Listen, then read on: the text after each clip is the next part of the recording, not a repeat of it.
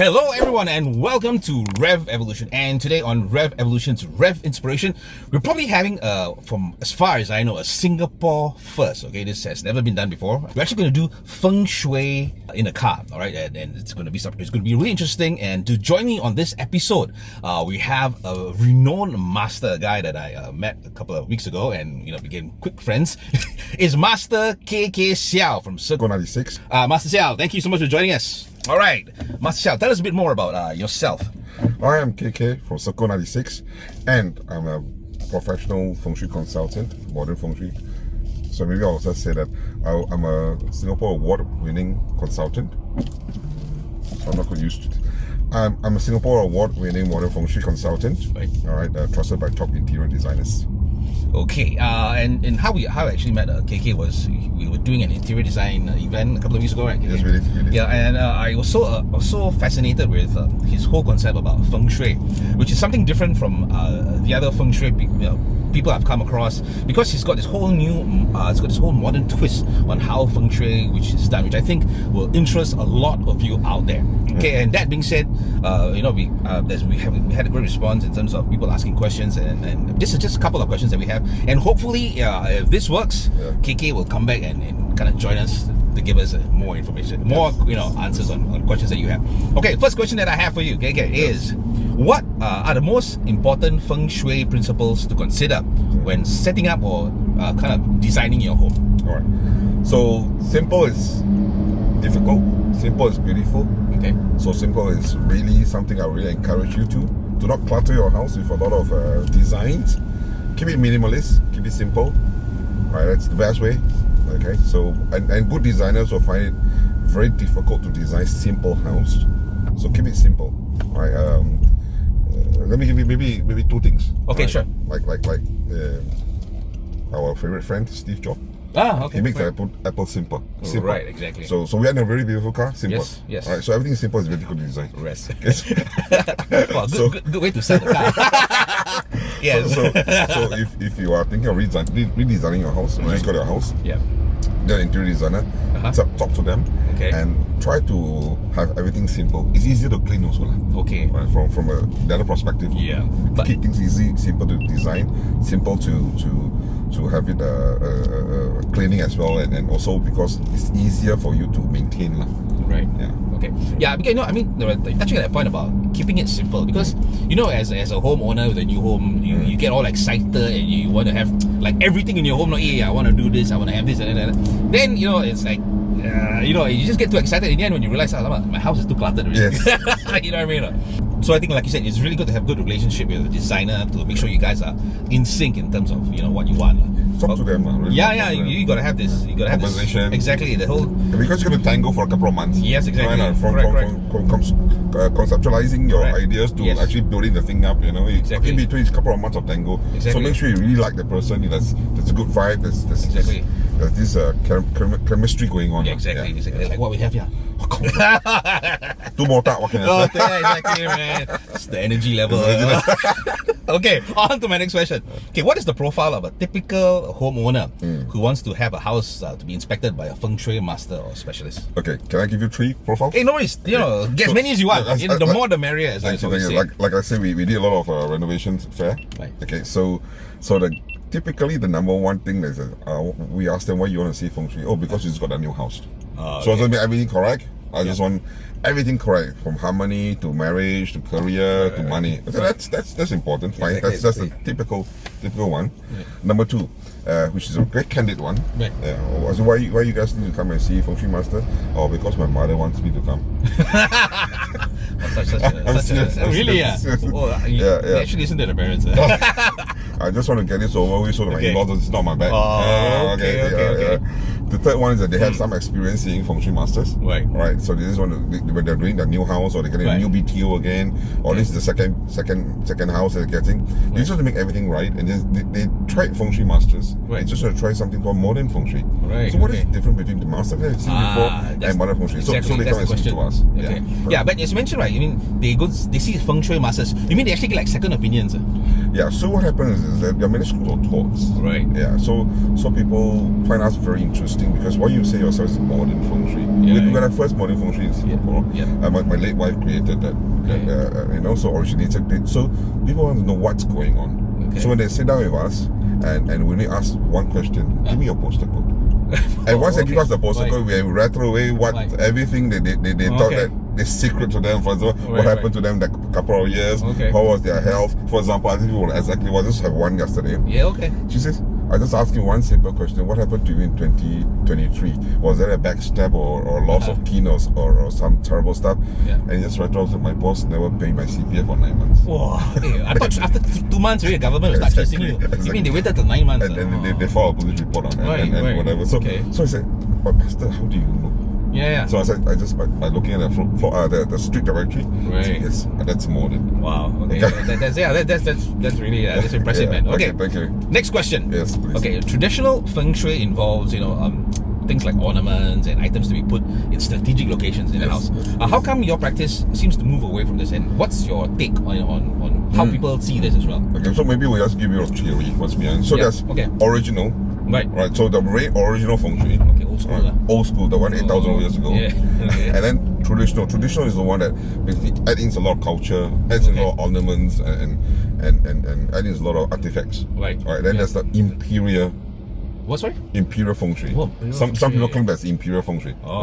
Which I totally understand them because they try to be special. Positioning, Stand away from the rest. Stand away from it. Just like us, we want to. So what happens is that we modern feng shui take on the original feng shui, where it was actually originated as the basic. Okay. And then we use the modern touch. For example, we have television. Okay. Then we have computers. Right. Then we have iPads and cars. Of course, we have miniatures, toys, and but in the past, we don't have such things. Correct. In the past, when people once say they really want fire element into the house to make sure their house is they have red color stuff. Right. They did bring fire into the house. Right. So now we have many other things that replace that. For example, your television is fire element. Right. So for example, your certificates, your certificates. For example, you get awards from a customer that give you awards that you help them a lot, or a testimony. So those are metal elements, and then if you get a certificate from schools, it's fire elements. So exactly because we are able to implement whatever you have at home, and not turn your house into a ching chong. Like what our good friends Ashley always say. So our code is very simple. We're not going to turn your house into a Chinese temple or a zoo. Okay. Yeah. No, which is interesting because when I met you the other time, right? So you had this, you were doing a talk about it as well. Then you're mentioning about how you actually like something the wood element, and that's supposed to have wood or something. Then you actually put like a wood panel and timber and stuff like that. And then for mirrors, you told me like you love mirrors and you love fans, man. I love fans. So you're my gang. I also love mirrors and fans. My house has a lot of fans. Oh, really? So I like the way you actually use you say modern technology to replace all this other Ching chong stuff. I don't want to say ching chong after I can attack online. Okay, all these traditional elements. That's the correct way. How you use modern things to actually replace this as well, which I think is a real cool element for those for those. I think the younger generation especially will kind of so-called dig this style and said, hey, I don't have to have all this and. Because I didn't believe in feng shui. Even though I married a third generation feng shui master, I didn't believe in feng shui. I always think it's very superstitious, it's very old fashioned. It's no facts. There's no facts in there. It's just it's not science. Okay. So when I really don't like ching chong stuff, honestly, artifact stuff. So when that's one thing that puts me off from feng shui masters. So it was my wife who educated me, and she's the one who told me that we can actually use a lot of modern stuff, and that's why she originated this modern feng shui. And my house is not ching chong at all. Right, cool, man. I must come visit your house one of these days. You must. Okay, on to my next question. Yes. Okay, I think this one is really important because even myself, my house is kind of cluttered. So what role does clutter play in disrupting the flow of energy in a home? Always got chi. Okay, so very simple. I want everybody in the audience to do the simple. Yes. But you keep your hands to your wheels, okay? Yeah. Okay. So put the 2 fingers you have up the nostril. Can you breathe properly? No. Exactly, it's clutter. Right. So we have those things inside your nose. So you can't breathe. Right. So breathe is basically important for survival. Correct. So the house needs to breathe as well. Okay. So when you have clutter too many things in your house, what happens? It gets a bit stuffy and so same thing. airflow is disrupted. I think you and I know that fasting is quite good for health. Oh, yeah, man, I'm all for that. Obviously, both of us. That we'll do another episode on diet. Not really. Okay, so if you too much things in your stomach, you really want to purge them. Right? Correct. So that you feel comfortable. At least you go to bed and not with a full stomach. It's not uncomfortable. So same thing. You want to keep your house clutter free. And if you have noticed, I'm going to just point out to you, sure. to my audience. We just had a discussion yesterday. Okay, so we did a video for Ashley. For a very important star celebrity, and they said why can't you shoot? I said we cannot because it's PDPA, you know. Oh yeah, exactly. But again, they said, this thing is going to be short, like how Reno 8. The one on MediaCorp. But I think that even that also, I think they had to sign an NDA as well. Correct. But if you watched all the Reno 8, not just Singapore ones, the overseas and international ones. The slightly underprivileged people has an issue, and the issue is overcluttering. Right? Yeah, exactly. They are hoarders. I get it. I've seen that series. So if you really want to be rich, if you really want to be wealthy, do what the wealthy the rich does. Yeah. So they really declutter their house. Right. Simple. Like I said, the very first question you asked me, what's the thing I would strongly suggest? Simple. Okay. All right. Make it as less clutter as possible. Yes, right. But I think with clutter, you see that even with all this renovate series that I see, hopefully after all that makeover, right, they actually maintain it, because there's a way of things always coming back. After a while, it just kind of. So maybe when you're renovating your place, try to have talk to your designer and tell them how it's your lifestyle. Right. And then understand your lifestyle.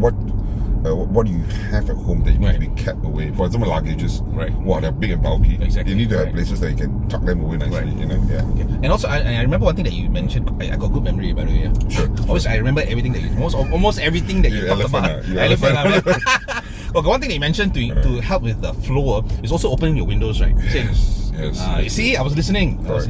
Yeah. So you mentioned about. So like I said, it's blocked. Right. Yeah. So you need to open up windows.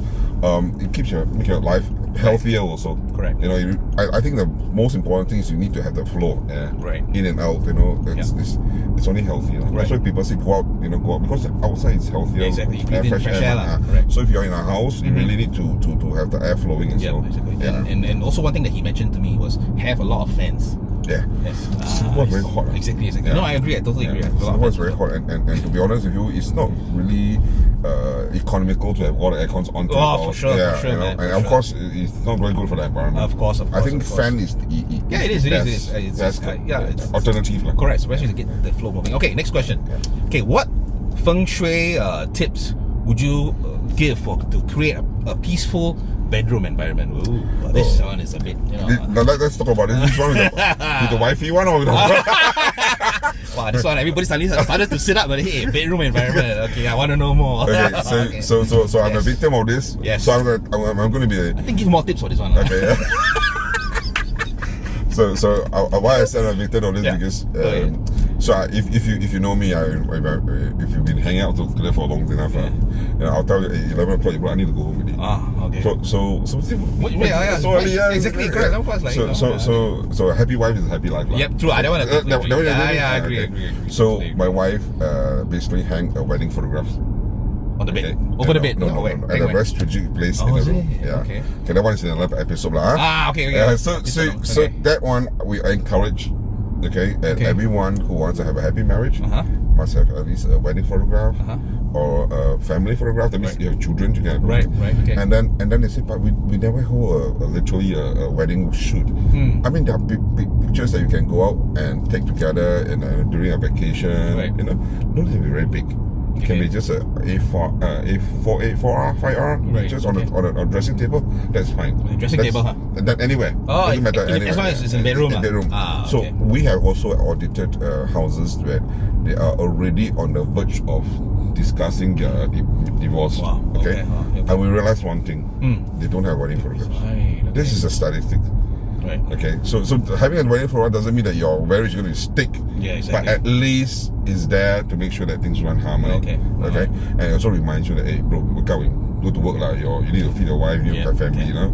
Okay. So that's number one. Okay. For it, yeah.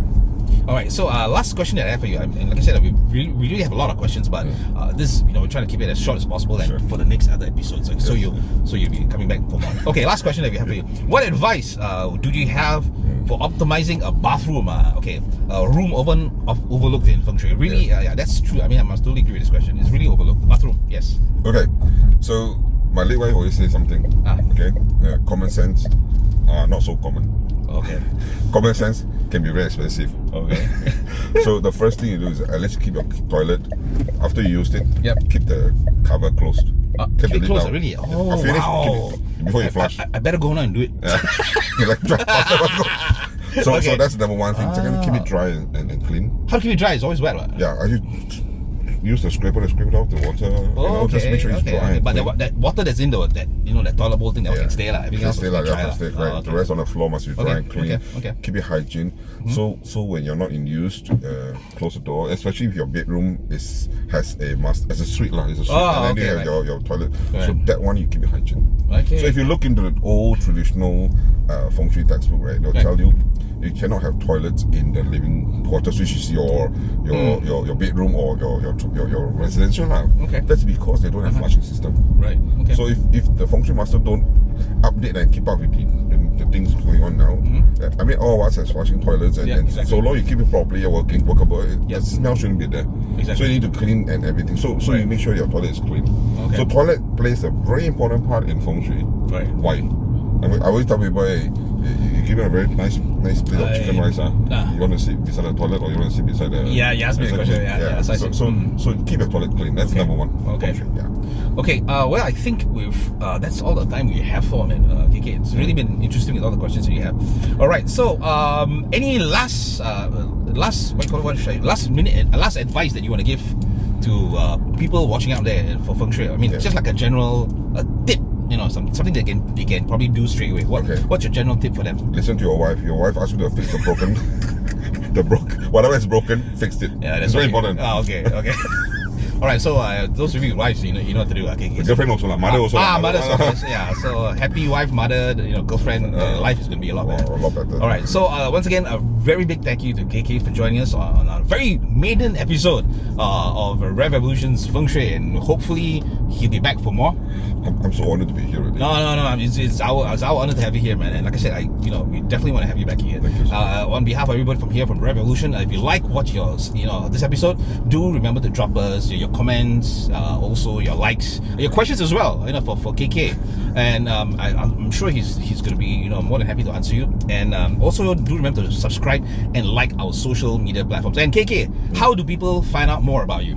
All right, okay, go to my website www.circle96.com. Circle96.com. Yeah. Okay, right. And social platforms you have that I have Instagram, we have on TikTok. Okay. Most of the weekdays we are on 9 o'clock TikTok live. Right. Okay. So if you want to see KK back here again, another episode right here on Revv Evolution, do make sure you drop him questions, let him know as well, and drop me on Revv Evolution, and we'll definitely be looking to have him back again. Okay. So on behalf of myself, Renee, and KK, we want to wish you a good day, and we'll catch you on our very next episode.